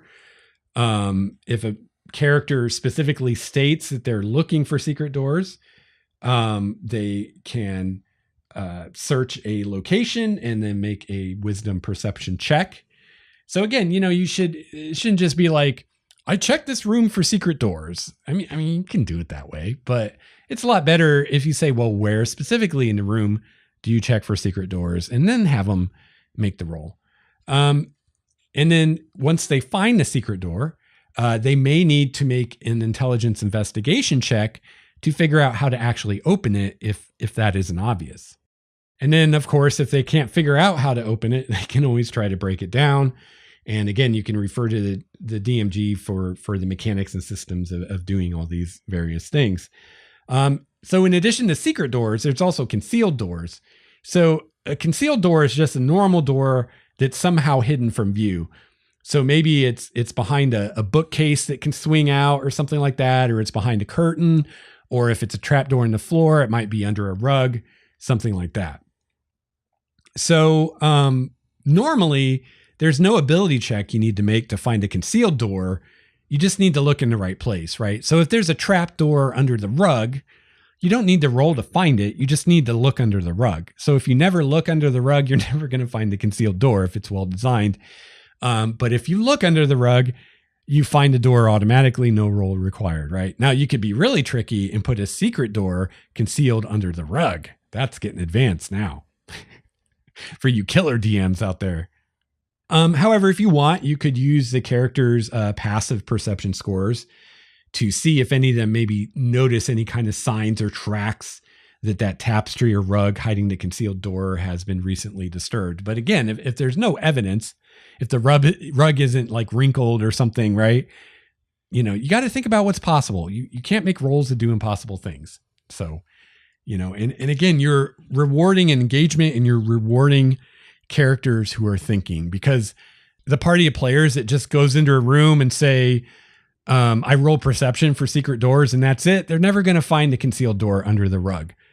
But the players that are looking in every drawer of every cupboard and looking under every rug and behind every curtain, they're going to find it and they're not even going to have to roll. And that's fun times. We've got portcullises, which is a set of vertical bars made of wood or iron, reinforced with one or more horizontal bands. So our portcullis blocks you from continuing on. Like you can't move through it, but you can see through it. You can often fire arrows and things through it. So they can be interesting features to use, because you're limiting movement, but you're not limiting vision and sound and things like that. So, something I've loved doing in the past is have a room where there's guards or something stationed, and there's a portcullis between that room and the hall that the player characters are moving down. So the guards see and hear the players coming. They see their torches from a mile away. Again, refer to episode 227 when I talked about day and night, darkness and light, for more information about that. But if this is an unlit dungeon and the players are using torches, the guards will see that light coming long before they see the characters, long before the characters have any clue there's guards nearby. So, they see these characters coming down the hall. The guards can shoot their crossbows through the portcullis, no problem. And the player characters can make their ranged attacks through the portcullis, but they can't get in the melee with the guards until they deal with this portcullis. So that can be a fun feature. So remember that when you're designing your dungeon, if there's an area you want the player characters to be able to see into, but not be able to get into right away, or if there's an area where you want the NPCs to be able to see where the player characters are or whatever, without the player characters being able to get to them, portcullises work great for that. Another great thing that works is things like murder holes can work great for that. Arrow slits, things like that. So then they talk more about just the mechanics of forcibly opening a portcullis and stuff. You can look at that yourself. Then we have darkness and light, which again, we just did a whole episode on that, episode 227. You can check that out, starwalkerstudios.com. But this says darkness is a default condition inside an underground complex or in the interior of above ground ruins, but an inhabited dungeon might have light sources. And remember, they don't have electric lighting. So, torches, unless they're magical, don't burn forever. So, there shouldn't be lit torches in the dungeon if there's nobody there, because they would eventually burn out. Same thing with candles and braziers and all that kind of stuff. So you kind of want to think about that kind of stuff. So it's realistic. In subterranean settlements, even races that have dark vision use fire for warmth, cooking, and defense. Well, really, subterranean, you don't need fire for warmth because it's a constant temperature of 50 some degrees, which you're not going to freeze to death. But I guess maybe some things might want to be warmer than that. There's also usually not much wind, so just dressing warm is usually enough, but adventurers must bring their own sources of light into dusty tombs where only undead stand guard, abandoned ruins teeming with predatory monsters and oozes, and natural caverns where sightless creatures hunt. The light of a torch or lantern helps a character see over a short distance, but other creatures can see that light source from far away. And again, I talk more about that in episode 227. Bright light in an environment of total darkness can be visible for miles, though a clear line of sight over such a distance is rare underground, but the light bleeds.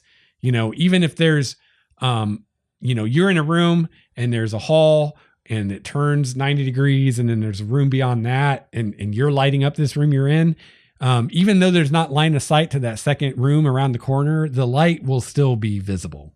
See what I'm saying? Unless that hallway is really long.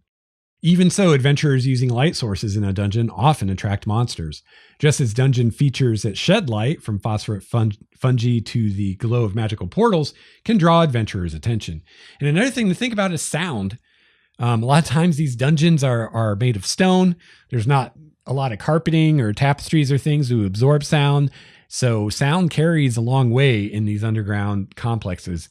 So, they may hear the player characters long before they see their light even. So sneaking around in a dungeon is often, or should often, be a lot more difficult than it's often portrayed to be in various games. Also, something to think about is air quality. Subterranean tunnels and above ground ruins are often enclosed spaces with little or no airflow. Though it's rare for a dungeon to be sealed so tightly that adventurers have trouble breathing, the atmosphere is often stifling and oppressive. What's more, odors linger in a dungeon and can be magnified by the stillness of the atmosphere. And this is also going to affect things like, for instance, the cloud kill spell. Things like that aren't going to blow away because there's no wind to blow them away. Sounds. Here we go. A dungeon's enclosed geography helps channel sound. The groaning creak of an opening door can echo down hundreds of feet of passageway. Louder noises, such as the clanging hammers of a forge or the din of battle, can reverberate through an entire dungeon. Many creatures that live underground use such sounds as a way of locating prey or go on alert at any sound of an adventuring party's intrusion. So that's a really good point. Think about what's in your dungeon.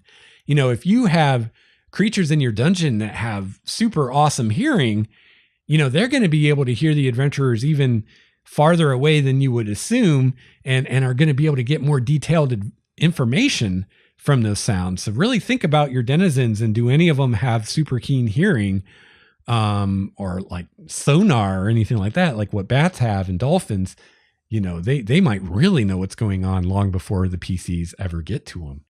And finally, we have a section on dungeon hazards. These can be a lot of fun.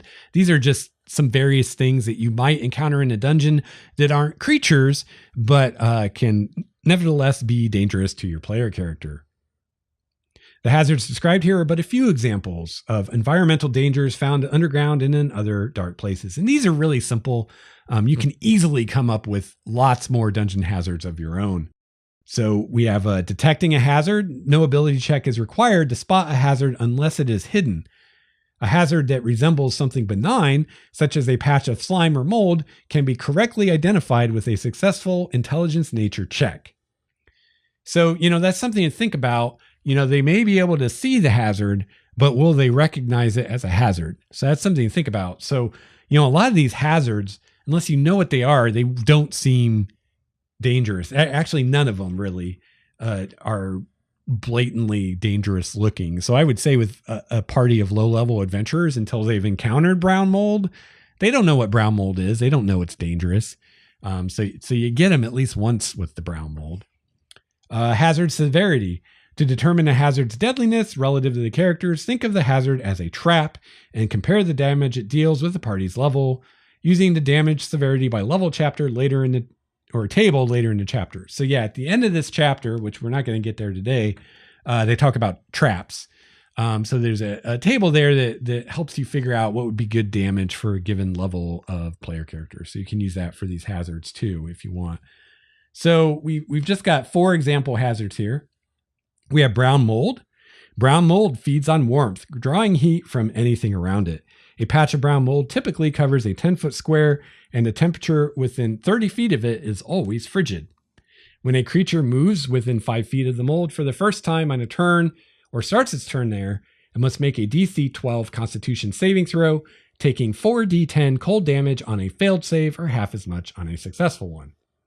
Brown mold is immune to fire, and any source of fire brought within 5 feet of a patch causes it to instantly expand outward in the direction of the fire, covering a 10-foot square area, so torches would make this happen. A patch of brown mold exposed to an effect that deals cold damage is instantly destroyed. So again, I think, you can allow the intelligence nature check to know what brown mold is if you want. But otherwise, I'd say player characters wouldn't know what it is until they've encountered it once. After that, they automatically see it and recognize it unless it's hidden in some way. But that first time, they're not going to realize that this mold is different from all the other molds they've seen everywhere in the dungeon and that it's deadly. Oh, which brings up an important point here. Don't hang a lantern on something you don't want to hang a lantern on. Brown mold is a perfect example. Sometimes you want to set yourself up for success with these environments. So let's say, for instance, I have a dungeon and I put brown mold in it, and I'm hoping the player characters will fall prey to the brown mold, right? The best way to do that would be to say this dungeon is an environment where mold grows. It's damp, right? And describe mold lots of times, or at least 1 or 2 times before they get to the brown mold. Because think about it. If we're in this dungeon and I never once mentioned mold, and all of a sudden you're halfway through the dungeon and I describe this mold on the wall, the players are going to be suspicious of that mold. They're going to think, oh, this could be something dangerous, right? So instead, describe mold when they first enter the dungeon. Be like, oh, it's really moldy. There's mold here. There's mold there. And the players might be like, oh, this mold could be dangerous. And they'll investigate it, but it's just normal mold and, whatever. And then you describe mold a few more times as they go through the dungeon and they get used to it. Just like, and again, we're not trying to trick the players here. We're trying to make it more realistic. And realistically, the characters would be seeing mold everywhere. And by the time they get to the room with the brown mold, they're not even noticing the mold anymore, right? That's realistic. But sometimes the way we present the game can lead to unrealistic outcomes because we don't think to describe the mold they're seeing everywhere. We don't think to describe mold until we get to the brown mold that's an actual encounter.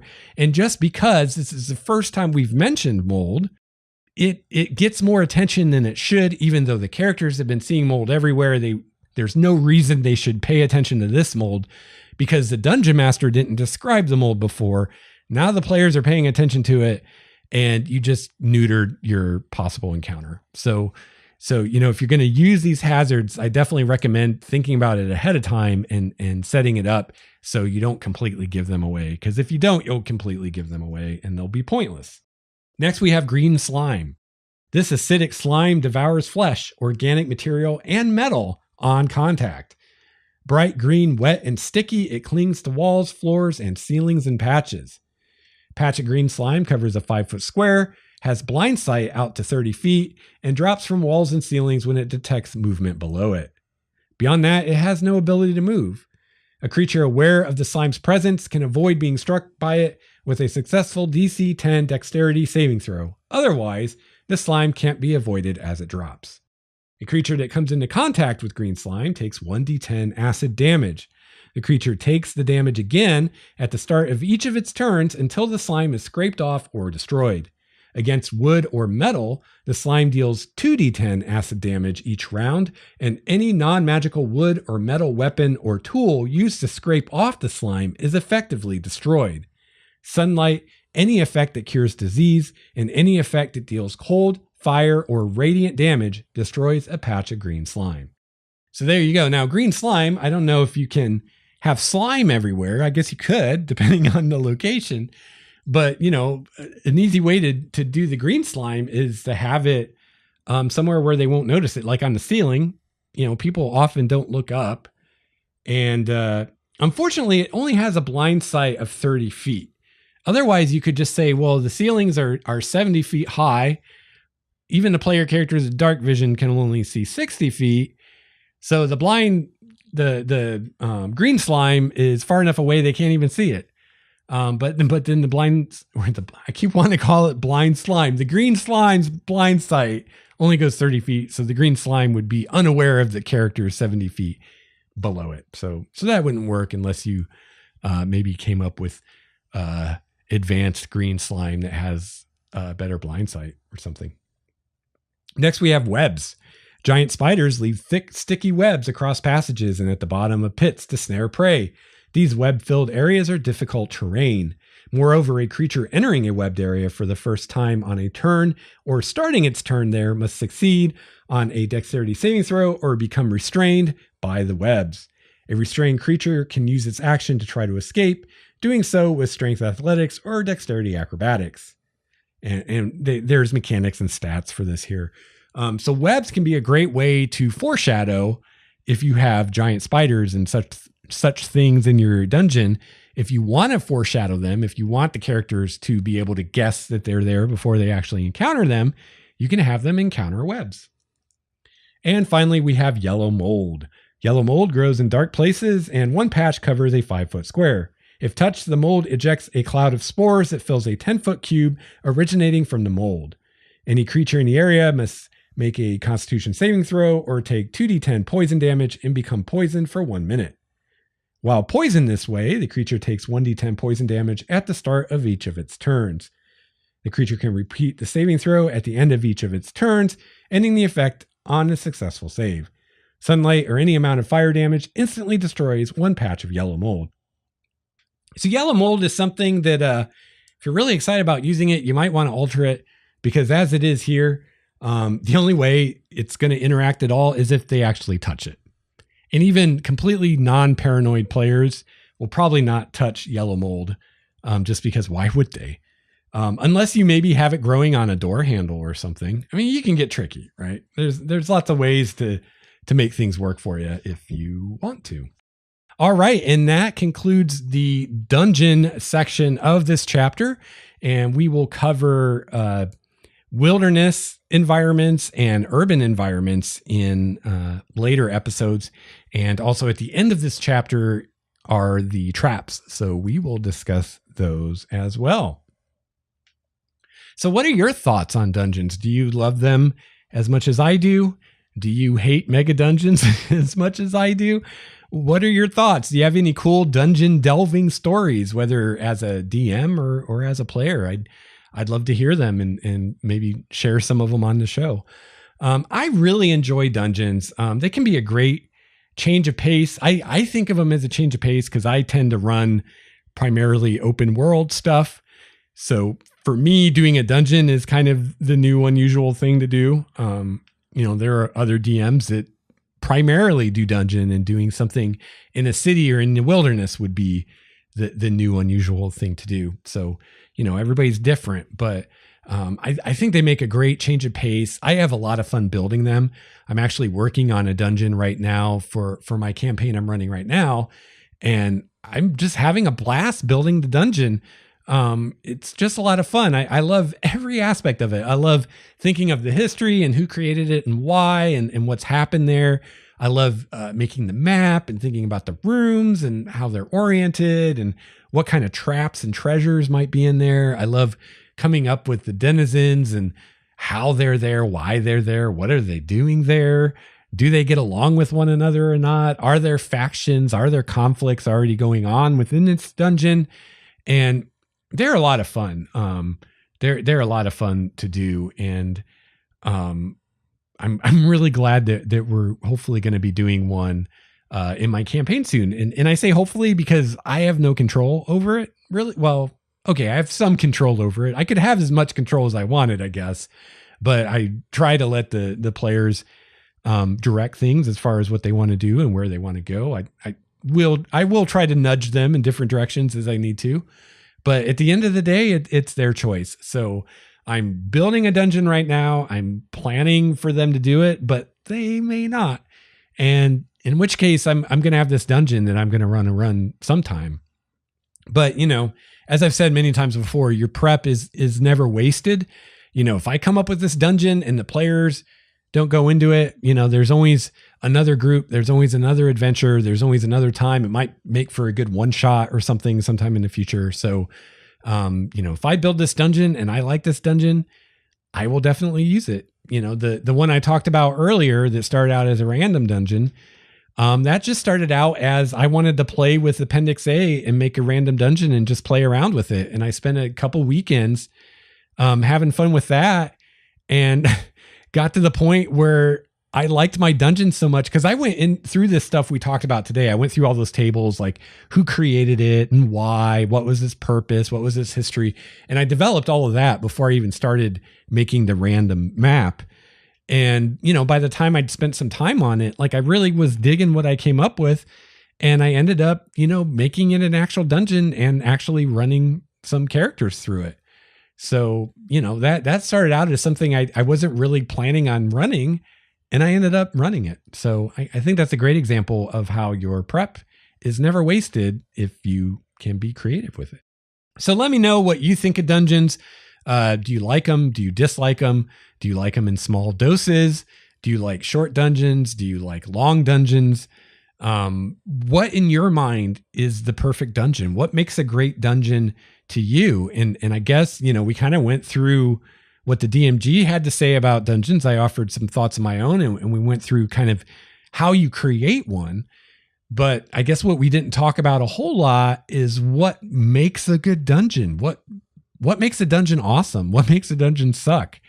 So let me know what you think. That could be a great topic for a future episode if I get some feedback on what you all think the traits of a good dungeon are, or what would make you excited to run a dungeon or to play in a dungeon. Let me know. That could be a great thing to discuss on a future episode.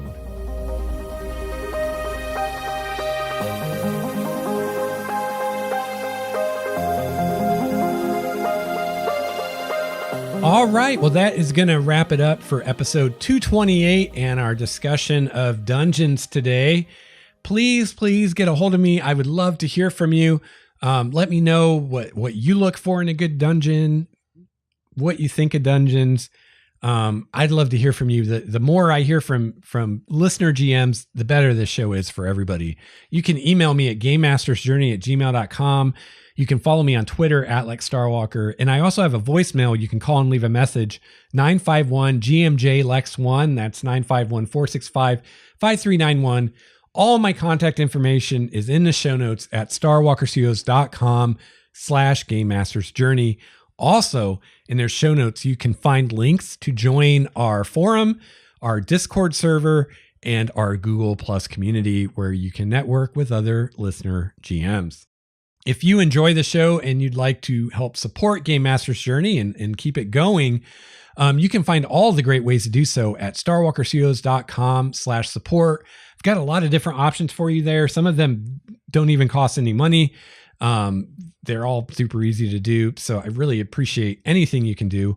The best way, though, to support what I'm doing is to check out one of my self-published D&D supplements, the newest of which is Relics of Power. I talked about that earlier on the show. And you can find that at starwalkerstudios.com/store. And finally, I also have Game Master's Journey t-shirts available. You can find a link to those in the show notes as well. And then you can share your love of Game Master's Journey with all your friends and all the random people you walk by on the street every day. So that's pretty cool. So however you decide to support the show, I thank you, and I really, really, really appreciate it. I hope that you have a chance to play your favorite RPG this week. I hope you have a chance to run your favorite RPG. I'll be back soon with another episode of Game Master's Journey. Until then, game on in your spooky dungeon. This has been a Starwalker Studios production, your source for quality gaming and hobby podcasts. This episode's music, courtesy of Cloudwalker, Transboy, Renfield, Stanko, and Ish. See the show notes for more details at starwalkerstudios.com/GameMastersJourney.